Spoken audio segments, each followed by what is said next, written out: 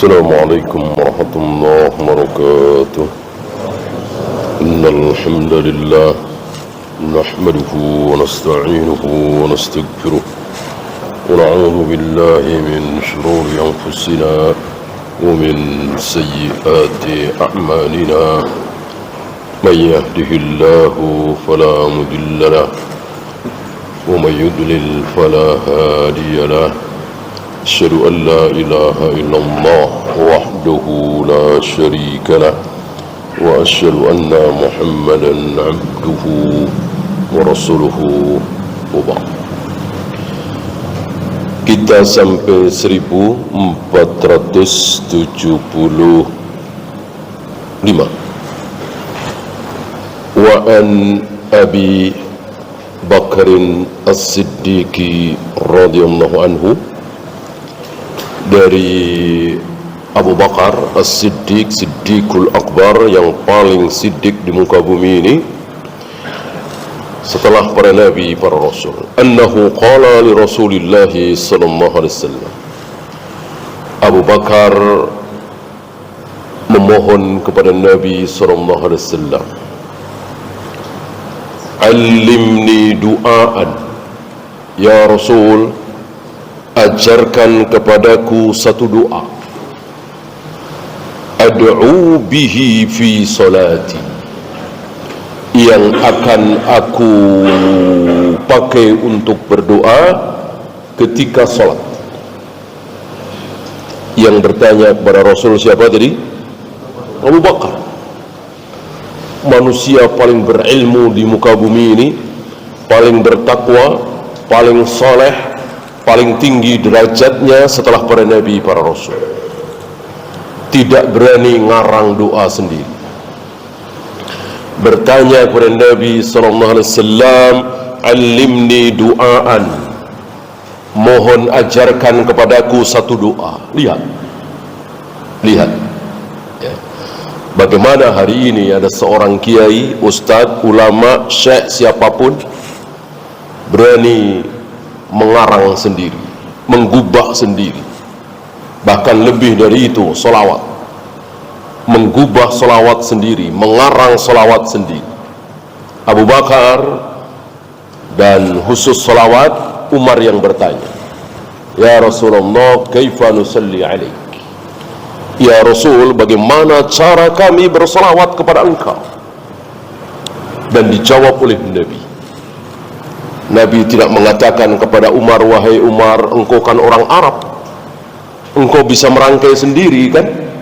Engkau bisa menggubah sendiri. Yang penting ada doa untukku, salawat dan salam." Tidak. Nabi mengajarkan kepada Umar, "Allahumma salli ala Muhammad wa ala ali Muhammad kama sallaita ala Ibrahim," dan seterusnya sampai innaka Hamidum Majid. Ini Abu Bakar memohon kepada Nabi supaya diajari satu doa.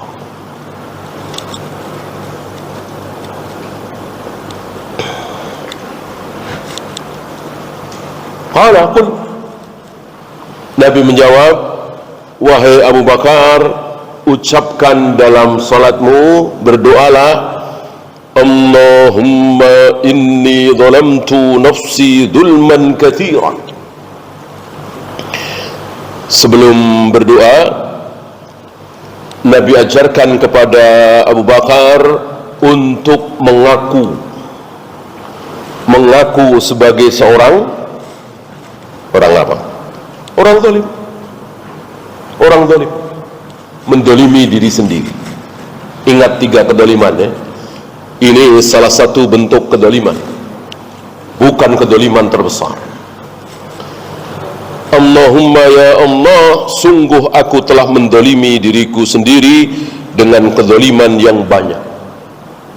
Manusia termulia, terbaik di muka bumi setelah para nabi, para rasul, disuruh mengaku, "Ya Allah, aku telah zalim dengan kedoliman yang banyak." Gimana kita? Gimana kita? Ini Abu Bakar. Tentu Rasul tahu siapa Abu Bakar. Rasul tahu persis siapa Abu Bakar, tapi tetap Rasul ajarkan kalimat seperti ini. Allahumma inni zalamtu nafsi dzulman katsiran. Ya Allah, sungguh aku telah mendolimi diriku sendiri dengan kedoliman yang banyak.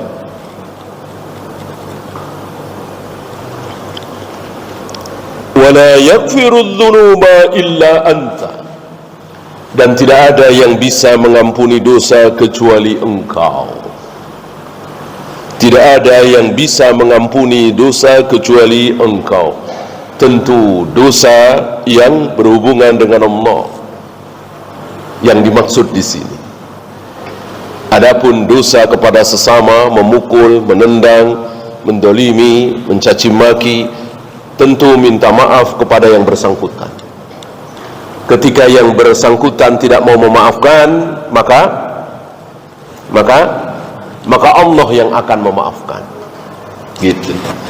Tidak berhak bagi yang bersangkutan, tidak berhak bagi kita semua untuk tidak memaafkan. Ketika si fulan sudah minta maaf, yang berhubungan dengan cacian, makian, gunjingan, menyakiti hati. Adapun yang berhubungan dengan harta, badan, memukul, menendang, membunuh, mengambil, merampok, maka berhak bagi yang bersangkutan untuk tidak memaafkan. Tidak memaafkan ketika dipukul, saya memukul si fulan. Setelah itu saya minta maaf kepada si fulan.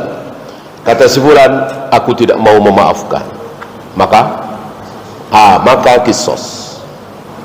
Begitu juga ketika saya menendang, saya membunuh, maka ketika ahli warisnya, anak-anaknya tidak memaafkan saya, kisos. Ya.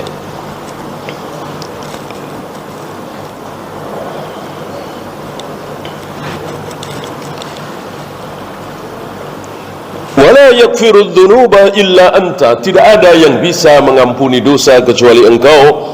Tentu yang dimaksud di sini berzina, minum khamar, berjudi, tidak salat, tidak puasa dan seterusnya. Dosa kepada Allah. Faghfirli maghfiratan. Maka ampunilah aku. Ampunilah aku maghfiratan. Ini masdar mim yang diletakkan setelah fiil yang bermakna bersangatan, ya, seperti dorobtu dorban, aku memukul, dorban, betul-betul memukul, ya. Akaltu aklan, aku makan, betul-betul makan, artinya puas sampai kenyang. Saya kira tidak ada kaidah bahasa seperti ini dalam bahasa kita, ya. Ini ada di bahasa Arab. Maf'ul mutlaq.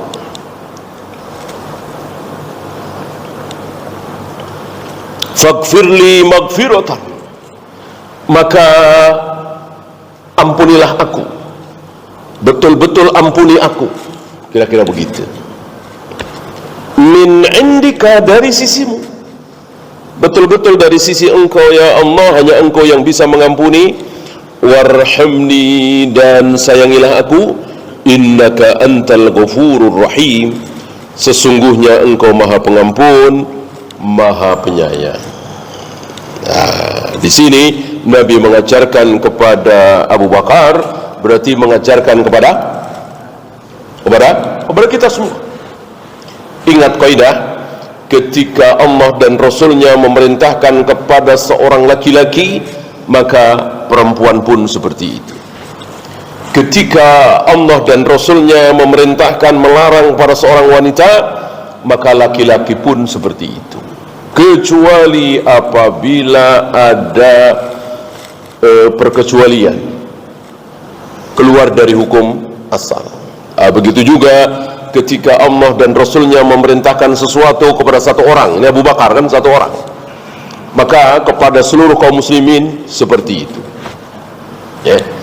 Kecuali ada penghususan. Apa misalnya Ibnu Lutbiyah seorang sahabat yang terlanjur menyembelih sebelum sholat Id, ya. Kemudian Nabi menyuruh kepada sahabat ini untuk mengulang lagi karena nggak sah. Menyembelih kurban harus setelah sholat Id. Lalu dia nyari-nyari kambing dia, ngulang lagi karena nggak sah disembelih sebelum sholat Id. Dicari-cari nggak ada yang musinnah, adanya jaza'ah belum sampai 2 tahun. Musinnah sudah sampai 2 tahun, ini belum sampai 2 tahun, baru 1 tahun lebih, 2 tahun kurang. Nggak boleh kan? Kambing bukan domba, domba boleh. Kata Nabi, khusus untuk engkau boleh, setelah ini tidak boleh. Engkaulah yang terakhir boleh atau sah berkurban dengan jaza'ah, setelah ini tidak boleh lagi. Dari ucapan Nabi ini menunjukkan bahwa tidak boleh, tidak sah berkurban dengan kambing jaza'ah, umurnya belum sampai 2 tahun, kecuali sahabat tadi. Ada perkecualian dan itu dalil. Kalau tidak ada perkecualian, ya tentu semua kita boleh, ya. Kecuali sekali lagi domba baru 1 tahun, bahkan 1 tahun kurang boleh, ya.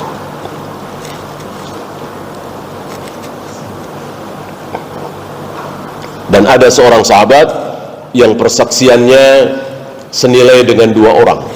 Ini pun pengkhususan, ya. Abu Ayyub Al-Ansari, ketika beliau melihat Rasul berperkara dengan seorang Yahudi, ya, Nabi mengatakan, aku telah beli kambing ini. Yahudi bilang unta, ya, aku telah beli unta ini. Kata Yahudi, belum. Kata Nabi, sudah. Kata Yahudi ini belum, namanya juga Yahudi. Abu Ayyub Al-Ansari mengatakan, aku jadi saksi bahwa Rasulullah telah membeli untamu. Waktu itu nggak ada saksi, padahal sahabat ini tidak menyaksikan. Lalu Nabi bertanya kepada sahabat ini, kenapa engkau berani bersaksi padahal engkau tidak hadir ketika aku jual beli dengan si Yahudi ini? Dijawab dengan ayat bahwa tidak mungkin Rasulullah berbohong, ya, tidak mungkin Rasulullah berdusta.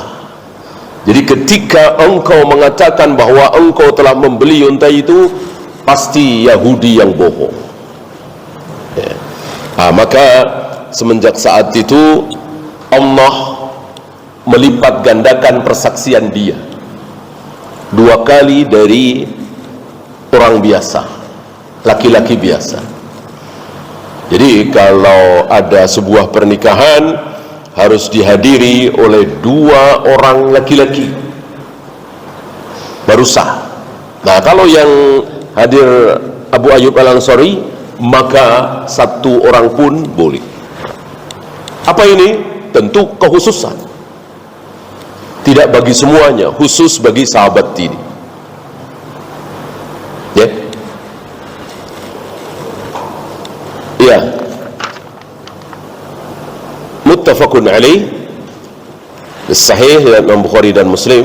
Fikul hadis yang pertama,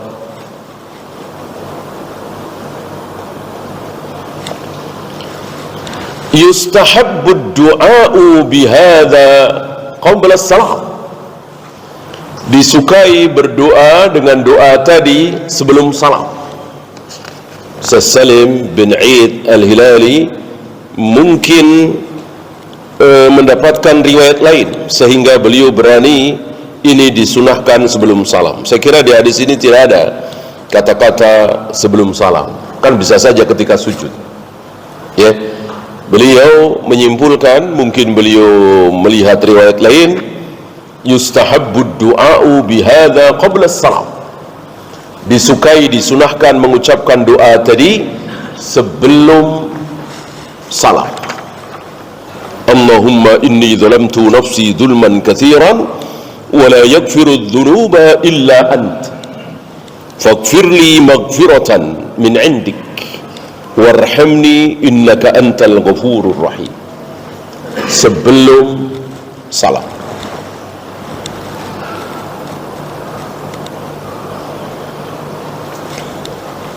Wa bihadza bawwaba lahu al-Bukhari.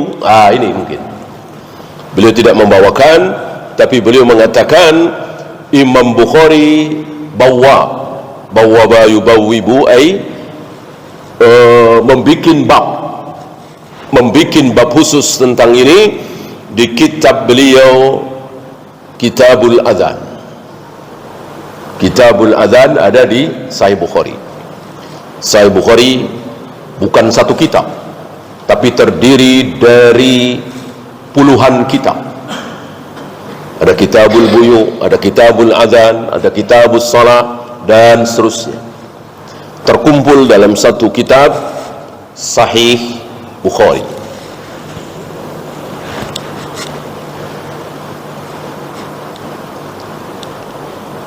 Yang kedua, al-insanu la yu'ra an taqsirin walau kana siddiqan. Manusia itu tidak mungkin luput dari celah, aib, dosa, walau kana siddiqan, walaupun dia seorang siddiq. Mana yang lebih siddiq dari Abu Bakar? Tentu tidak ada. Manusia paling mulia, paling benar, paling berilmu, paling bertakwa, dan seterusnya. Tapi tetap punya celah, punya cacat. Makanya diajarkan oleh Nabi kalimat tadi, Allahumma inni zalamtu nafsi zulman katsiran. Ya Allah, aku telah mendolimi diriku sendiri dengan kezaliman yang banyak. Maka sunnah ketika kita berdoa memohon sesuatu kepada Allah, hinakan diri kita, hinakan diri kita sehina-hinanya, sanjung Allah, tinggikan Allah setinggi-tingginya. Setelah itu kita berdoa memohon kepada Allah dengan merengek. Nah, betul-betul merengek, bukan saya rajin ibadah, saya jauh dari maksiat, saya anak seorang alim, saya hafal Al-Quran, saya hafal ribuan hadis, saya begini, saya kaza, saya kaza. Tidak boleh. Justru merendahkan diri kita serendah-rendahnya, seolah kita manusia yang paling berdosa di muka bumi, dan Allah senang itu. Daripada kita membanggakan amal kita, walaupun betul puluhan tahun kita tidak putus salat berjamaah misalnya, puluhan tahun kita puasa Daud misalnya, puluhan tahun kita selalu bangun malam misalnya, lalu kita ucapkan di hadapan Allah ketika berdoa seolah membanggakan diri kita, maka tidak boleh. Ini berbeda dengan tawassul, ya, berbeda dengan tawassul.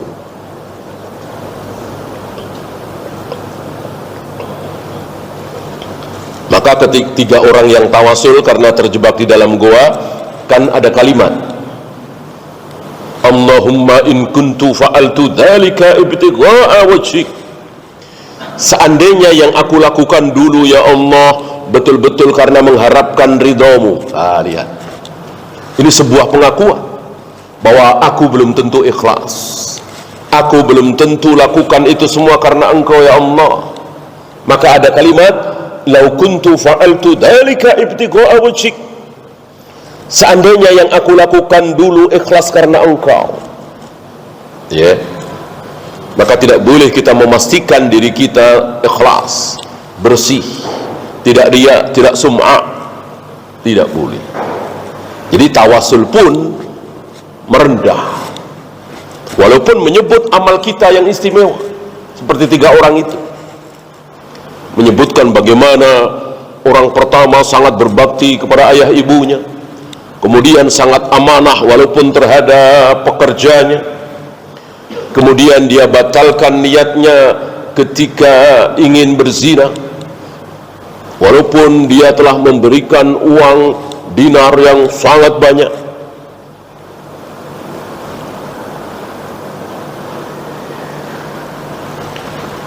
Walidzalika yanbaghi an yakuna daimal istighfar.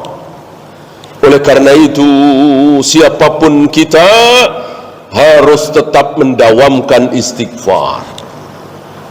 Walaupun kita jauh sekali dari zina, khamr, judi, jauh dari syirik dan bid'ah, tetap kita mendawamkan istighfar sebagaimana yang dicontohkan oleh Nabi SAW. Berapa kali sampai berapa kali kira-kira Rasulullah beristighfar sehari semalam? Antara 70 sampai 100. Ya. Semulia beliau, dijamin ampun dosanya, dijamin surga, dijamin selamat dari siksa neraka. Beristighfar mohon ampun kepada Allah sehari semalam antara 70 sampai 100. Bagaimana kita?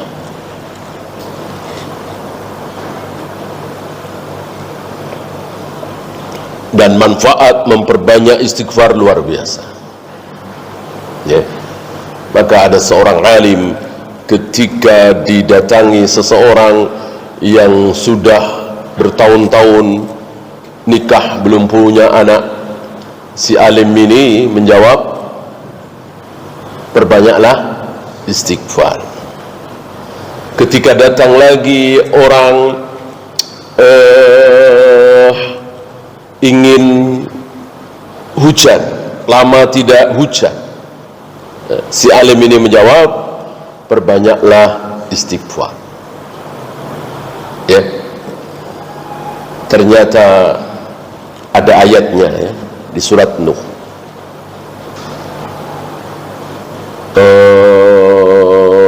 Manfaat hikmah dari memperbanyak istighfar. Istaghfiru rabbakum innahu kana ghaffara yursilis samaa 'alaikum midrara. Kemudian ketika ada orang yang hidup penuh kemiskinan, ingin mendapatkan rizki yang banyak, sama dijawab oleh beliau, perbanyak istighfar. Tiga-tiganya ada di ayat itu. Ayumdidkum bi amwalin wa banin. Niscaya Allah selain menurunkan hujan akan memperbanyak hartamu, memperbanyak anakmu. Ya, perbanyak istighfar. Al-iqraru bil-dhanbi mudda'atun lil-inabati wastijlabil maghfirati bitawbati. Mengakui dosa, kita mengakui dosa, ini menyebabkan kita akan terus kembali kepada Allah, bertaubat, mohon ampun kepada Allah. Jauh itu lebih baik daripada kita merasa suci, merasa jauh dari dosa, lalu tidak mohon ampun kepada Allah, tidak beristighfar. Masih ingat keburukan pertama kali iblis apa? Sebelum Adam diciptakan, iblis hampir-hampir menyamai Jibril. Bahkan Allah menunjuk iblis, bukan Jibril, untuk memimpin para malaikat memerangi bangsa jan dari bangsa jin yang berbuat kerusakan dan menumpahkan darah di muka bumi. Ujub, sombong, merasa hebat, merasa saleh, merasa menjadi makhluk pilihan. Nggak ada yang tahu kecuali Allah Rabbul Alamin. Jibril tidak tahu, Mikail tidak tahu, Allah tahu. Ya, maka Allah tampakkan, Allah uji iblis dengan perintah supaya iblis tunduk sujud kepada Adam. Istilah kita bocah kemarin sore, anak baru, makhluk yang baru diciptakan oleh Allah, mungkin sehari atau 2 hari. Ya, iblis yang tentu jauh lebih apa istilahnya senior, bahkan amal solehnya luar biasa, disuruh tunduk sujud kepada makhluk yang baru saja diciptakan. Keistimewaannya apa belum kelihatan, tapi ini perintah Allah yang maha tahu. Jibril, Mikail dan para malaikat lulus, mereka semua mau sujud kepada Adam karena ini perintah Allah. Mana mungkin perintah Allah salah? Iblis tidak lulus. Jadilah makhluk yang paling buruk di jagat raya alam semesta. Jadilah makhluk yang paling dikutuk dan dilaknat. Allah kasih tahu kepada seluruh manusia barangkali, bukan hanya kaum muslimin hari ini yang membenci iblis, anti iblis, meyakini bahwa iblis adalah sebuah keburukan. Bukan hanya kaum muslimin, ya Yahudi, ya Nasrani, ya mungkin orang-orang awam, orang-orang yang nggak tahu agama, ketika mendengar iblis tahu bahwa itu sebuah keburukan. Ya. Coba antum ngatain orang Buddha, Hindu, ya, iblis nih, insya Allah marah, ya kan? Berarti tahu kan, iblis itu sebuah keburukan. Itu. Kalau Abu Jahal mungkin nggak tahu ya, orang Buddha atau Hindu dari kecil, Abu Jahal, mungkin dia nggak tahu siapa Abu Jahal, ya kan? Kalau iblis tahu.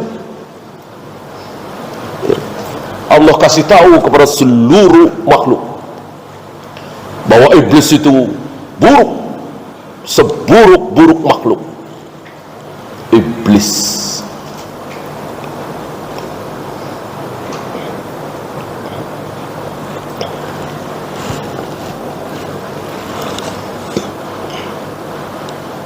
Kemudian istihbabu talabi ta'limi min al-alim kama fa'ala as-siddiq haitsu talaba at-ta'alluma min Rasulillah sallallahu alaihi wasallam.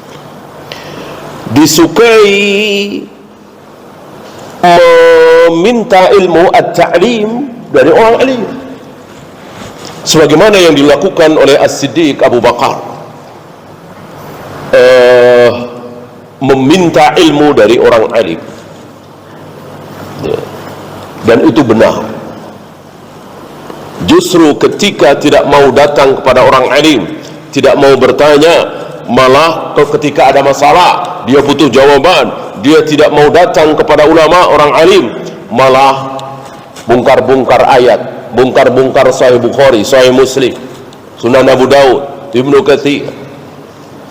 Betul? Salah. Salah. Ya. Perbuatan itu tidak salah.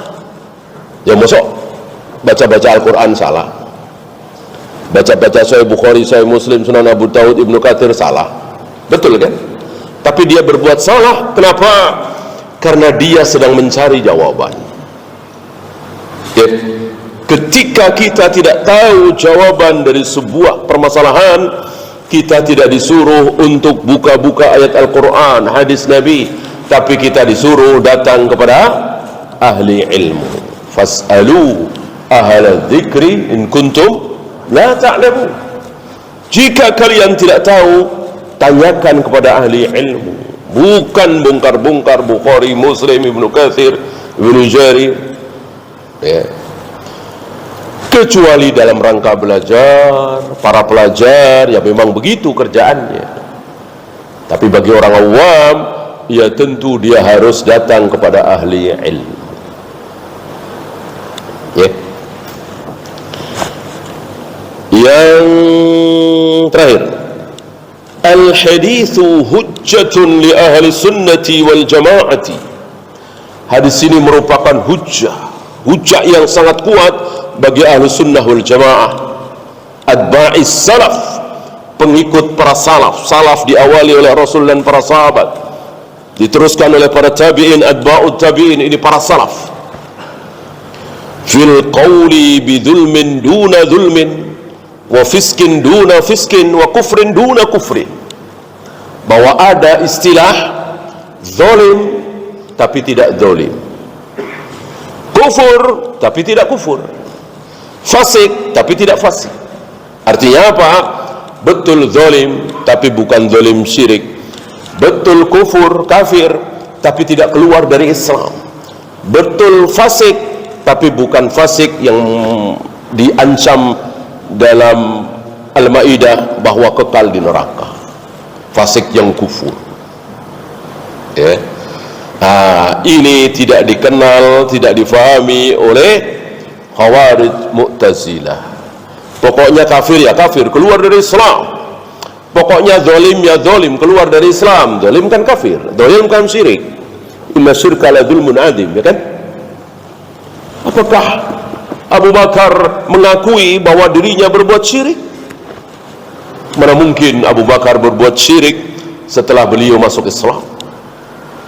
Ya, maka yang dimaksud di sini Allahumma inni zalamtu nafsi dzulman katsiran, yang dimaksud bukan zalim syirik, tapi di bawah itu. Ya. Ini tidak difahami oleh orang-orang Mu'tazilah, orang-orang Khawarij. Pokoknya kalau kafir ya keluar dari Islam, pokoknya kalau zalim ya keluar dari Islam. Ahlus Sunnah wal Jamaah tidak seperti itu. Apakah berhukum dengan bukan hukum Allah kufur? Iya, tapi bukan kufur yang menyebabkan dia keluar dari Islam.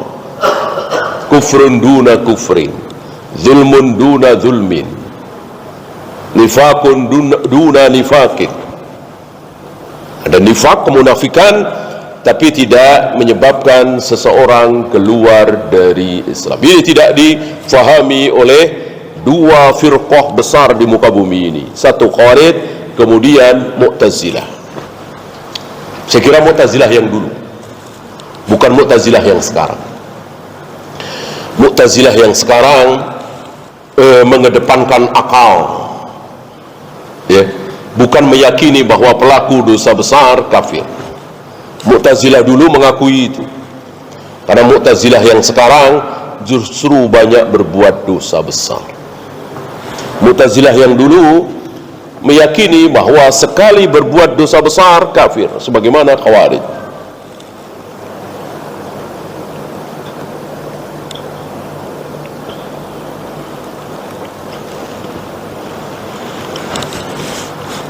Ya, kita lanjut 1476. Wa an Abi Musa radhiyallahu anhu 'anil Nabi sallallahu alaihi wasallam annahu kana yad'u bihadha ad-du'a. Ini dari Abu Musa al-Asy'ari bahwa Nabi sallallahu alaihi wasallam berdoa, Allahumma ighfir li khati'ati, ya Allah ampunilah kesalahan-kesalahanku, wa jahli, dan kebodohanku. Ini Nabi yang berdoa ya. Kesalahanku, kebodohanku. Wa israfi fi amri, keadaanku yang melampaui batas, israf, berlebih-lebihan. Wa ma anta a'lamu bihi minni, dan ampuni pula kesalahan-kesalahanku yang aku tidak tahu, engkau lebih tahu dariku. Jadi yang salah saja tidak lebih tahu dari Allah. Allah lebih tahu tentang kesalahan kita daripada kita sendiri. Allahumma ighfirli jaddi wa hazli, ya Allah ampuni kesalahan-kesalahanku yang aku betul-betul sengaja dan yang tidak sengaja.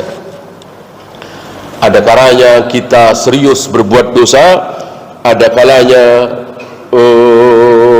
bercanda, tapi dosa. Ya, saya bunuh engkau. Ini kalimat ini ada kalanya betul-betul dia berniat, ada kalanya tidak berniat. Dua-duanya tentu berdosa. Tidak boleh kan kita mengatakan seperti itu, mengancam seperti itu. Ya, walaupun sekedar hazal. candaan atau tidak sungguhan. Wa khata'i wa amdi, kesalahan-kesalahan yang sengaja aku lakukan, yang tidak sengaja aku lakukan. Jadi semua kesalahan disebut oleh beliau di sini. Wa kullu dzalika 'indi, dan itu semua ada pada diriku. Beliau mengaku, tentu kita lebih mengaku lagi ya. Allahumma ighfirli ma qaddamtu wa ma akhartu. Ya Allah, ampuni aku apa yang telah aku lakukan, apa yang aku belum lakukan. Pasti kita semua akan melakukan dosa. Kita mohon ampun dulu kepada Allah. Wa ma asrartu wa ma a'lamtu, yang aku sembunyikan dan yang aku i'lankan terang-terangan. Wa ma anta a'lamu bihi minni, dan apapun kesalahan yang engkau lebih tahu dariku. Antal muqaddimu wa antal muakhir, engkau yang awal dan engkau yang akhir. Wa anta ala kulli syai'in qadir, dan engkau berkuasa atas segala sesuatu. Tidak ada satupun keadaan, tempat, waktu di mana tidak dikuasai oleh Allah. Semuanya dikuasai oleh Allah. Muttafaqun alaih, Sahih dan Bukhari dan Muslim. Fiqhul hadis yang pertama, tawadu'u Rasulillah sallallahu alaihi wasallam wa khudu'uhu li haqqir rububiyyati liyaktari bihi fi dhalik. Tawaduknya Rasulullah, khudu'nya beliau, di mana hak rububiyah sama sekali beliau tidak punya. Rububiyah ya, apalagi uluhiyah, apalagi asma wa sifat, sekedar rububiyah. Kapan hujan, kapan panas, kapan menang, kapan kalah, kapan sehat, kapan sakit, beliau tidak menguasai. Beliau sama sekali tidak menguasai. Bagaimana hari ini ada sebagian saudara-saudara kita yang meyakini wali-wali tertentu, syekh-syekh tertentu bisa dimintai tolong untuk menurunkan hujan, menghentikan hujan, menyembuhkan sakit dan seterusnya. Nabi tidak bisa. Nabi manusia termulia di muka bumi ini tidak sanggup menurunkan hujan, menghentikan hujan ya. Yang beliau bisa lakukan hanya berdoa, sama dengan kita kan. Beliau bisa berdoa, kita juga bisa berdoa. Apakah doa beliau pasti dikabulkan? Enggak juga. Berapa banyak doa beliau tidak dikabulkan oleh Allah? Kan beliau memohon kepada Allah supaya Abu Jahal, Abu Lahab, Abu Talib mendapatkan hidayah masuk Islam, tidak dikabulkan. Supaya ayahnya, ibunya masuk surga, tidak dikabulkan. Supaya umatnya tidak berpecah belah, tidak dikabulkan. Ya. Ada doa-doa beliau yang tidak dikabulkan. Namanya juga doa. Ya. Maka ketika antum berdoa, sudah ketika safar, mengangkat kedua tangan, bajunya compang-camping, di sepertiga malam ketika sujud, dan itu sedang di Masjidil Haram, kan numpuk-numpuk itu waktu mustajabahnya, kok tidak dikabulkan? Jangan heran, jangan kaget. Namanya juga berdoa. Kalau pasti dikabulkan, ya bukan doa namanya, perintah kan. Ya kurang apa Nabi SAW? Beliau berdoa dan tidak dikabulkan. Ya. Maka jangan kaget, jangan heran, jangan merasa aneh. Sudah di sepertiga malam, sudah di Masjidil Haram, dalam keadaan lapar, safar tentu di sana, dengan pakaian yang lecek kumang.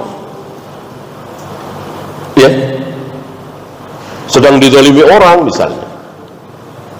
Tidak dikabulkan. Ya nggak aneh. Namanya juga berdoa.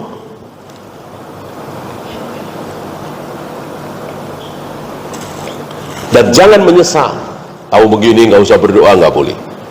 Ya, karena berdoa, setiap kali kita berdoa ada berapa kemungkinan? Ada tiga-tiganya baik semua, nggak ada yang buruk. 3 kemungkinan. Nah, seandainya kemungkinan pertama yaitu tidak dikabulkan, masih ada 2, dan dua-duanya kebaikan. Dan Allah Maha tahu.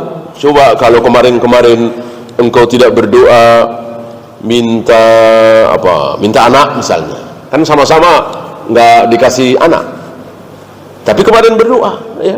Kalau kemarin engkau tidak berdoa, aku bikin engkau kena kanker misalnya, atau kecelakaan misalnya, sampai 2 kakinya dipotong misalnya, ya, dijauhkan dari keburukan, gitu. Atau diberi sesuatu yang sepadan atau yang lebih baik,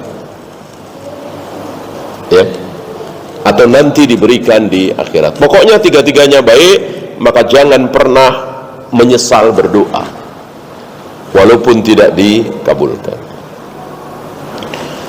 Al-'abdu la yakhlu min taqsirin فينبغي أن يكون دائم التضرع وتذلل للعلي القدير. Tidak mungkin seorang hamba itu tidak pernah berbuat salah, celah, cacat, aib pasti, siapapun dia. Bahkan termasuk para nabi, para rasul pernah berbuat salah, ya. Hanya ada jaminan ampun di situ, ya. Nabi Ibrahim pernah berbohong 3 kali, Nabi Yunus pernah meninggalkan umatnya, Nabi Muhammad SAW pernah tidak mengucapkan insyaallah dan pernah bermuka masam kepada seorang buta. Nabi Musa pernah memukul orang sampai mati. Ini semua kan kesalahan, ya. Apalagi kita, maka terus bertaubat, mohon ampun kepada Allah.